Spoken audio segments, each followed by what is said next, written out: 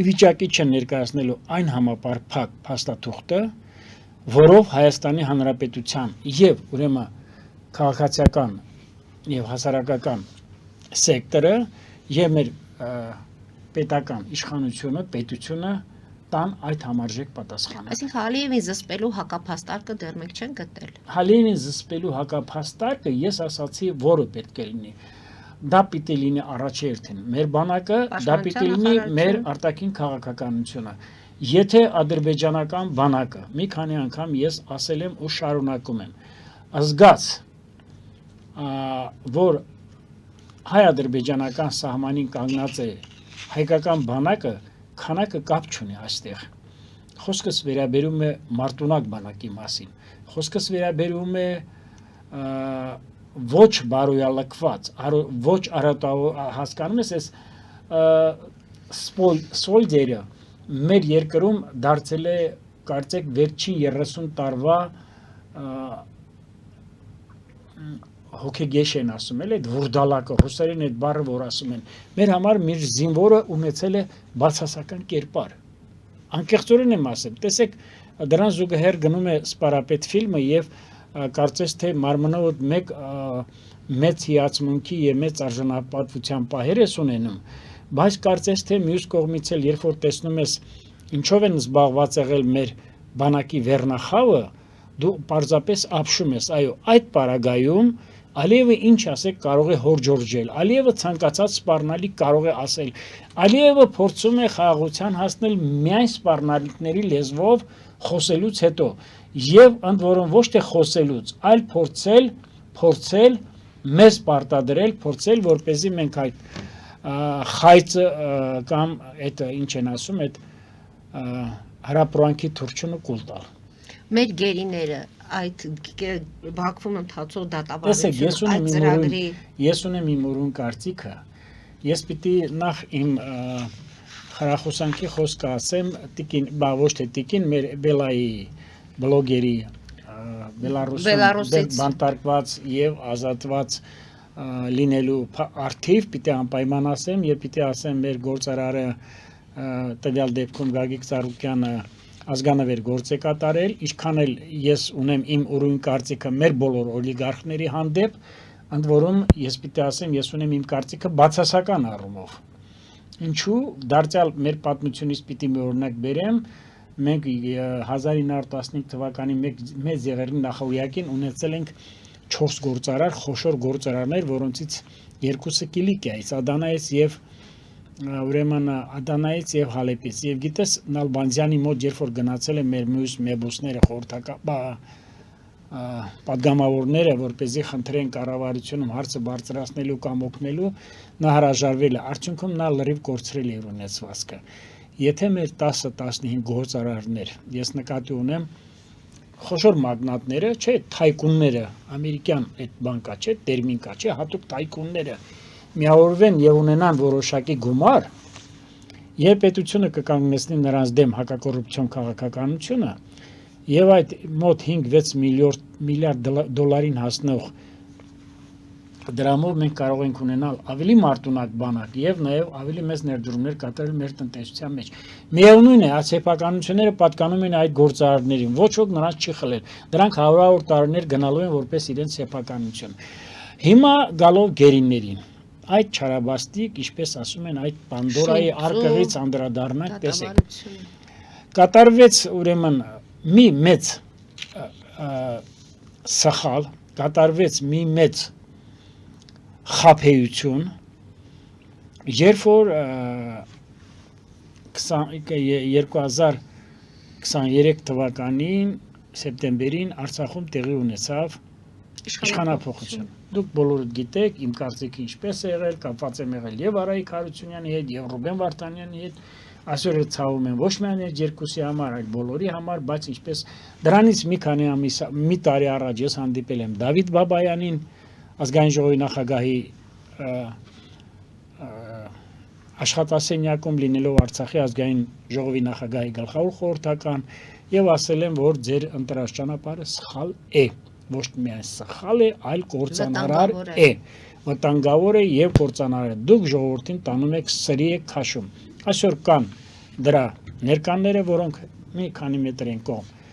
ականատես են եղել եւ ունկնդրել են մեր զրույցը։ Կատարվեց ուրեմն այդ մեծ խաբեությունը, պետական հեղաշրջումը, ես դա համարում եմ Արցախում պետական հեղաշրջում, եւ այսպես ասած հավատալով ռուսներին, չգիտեմ ինչին են ռուսների ինչին են հավատացել առանց ծանր թեթև անելու, խրամորթը առանց ծանր թեթև անելու, չգիտեմ իշխանասարը առանց ծանր թեթև անելու, ջերմուկը առանց ծանր թեթև անելու, Սև լճի շրջանը առանց ծանր թեթև անելու, Փարուխը առանց ծանր թեթև անելու Շուշին եւ ընտրեցին այդ կործանարար ճանապարհը։ Ասել, որ այո, եկեք մենք մեր ցավ ապրելը, մեր բարոյական, չգիտեմ, ինչ որտեղ միգուցե նաև նյութական աջակցություն ասենք, որ սա չի քննարկում։ Բայց ես պիտի ասեմ Բելարուսի օրինակով, չէ, աղջիկա այդ մեր հայ աղջնակի Բելայի,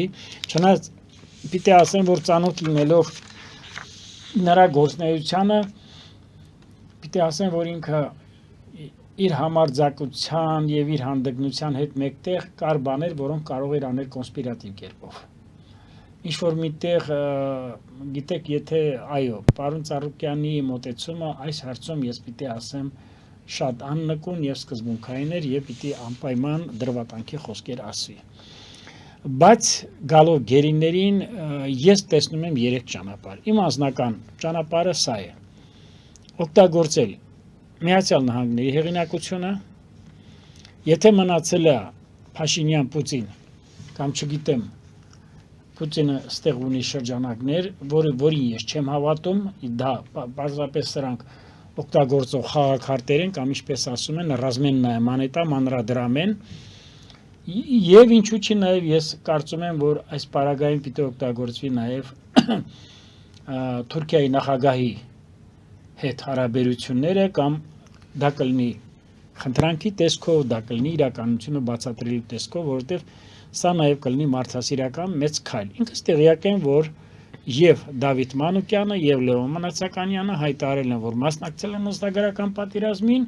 եւ եթե անհրաժեշտ լիներ մասնակցել նորից, որտեղ որ չեն մասնակցել, եթե անհրաժեշտ լիներ անտեղ եւս կմասնակցեին եւ եթե անհրաժեշտ լինի նորից պետք է մասնակցեին։ Դե գիտեք, ես մի բան ասեմ։ Եթե մենք մոտ 25 տարի մսխել ենք բանակին հատկացված գումարները եւ նույնիսկ մենք չենք ունեցել մի զարտուղի կամ մի ստորգետնյա ճանապարհ, մենք չենք ունեցել մի զարտուղի, թեկուզ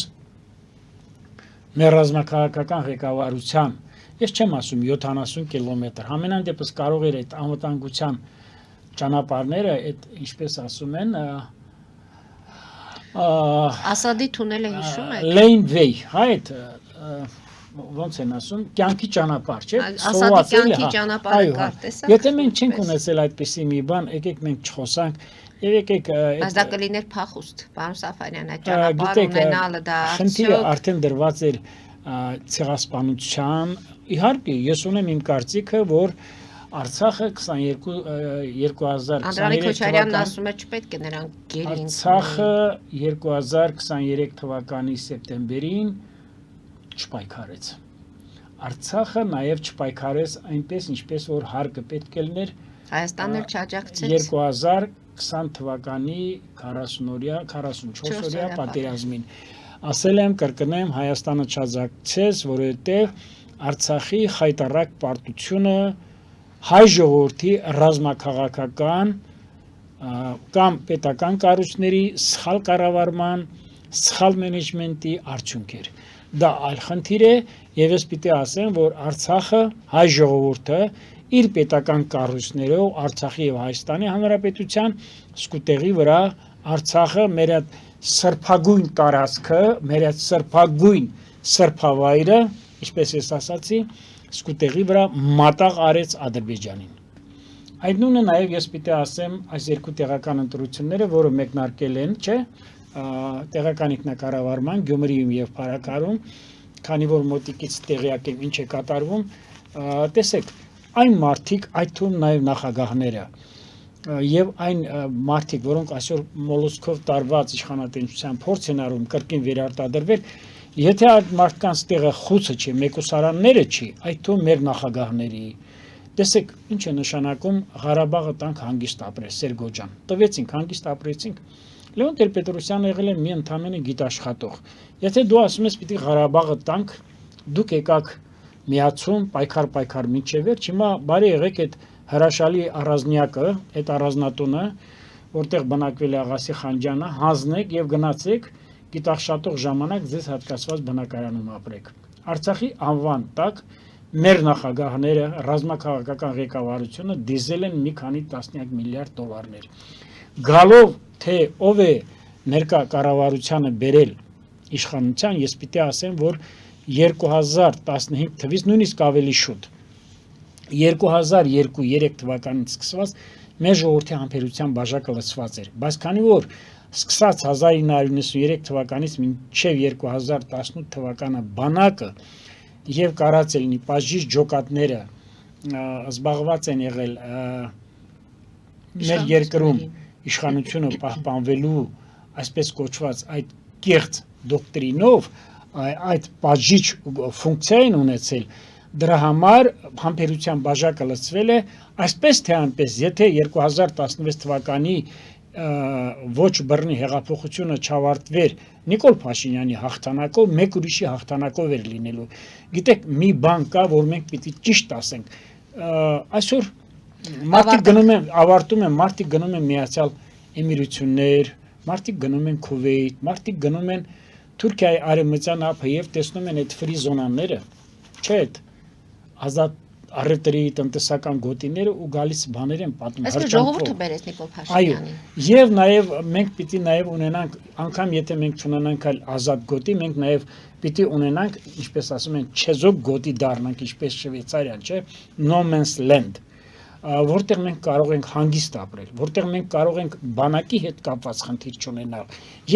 եւ կարող ենք ունենալ հստակ միջազգային հակակշռների եւ զսպումների մեխանիզմը նորից են կրկնում ֆիքսված միջազգային հստակ պայմանագրերով։ Այո, ասում եմ ու կրկնում եմ, ժողովուրդը Նիկոլ Փաշինյանին բերեց իշխանության։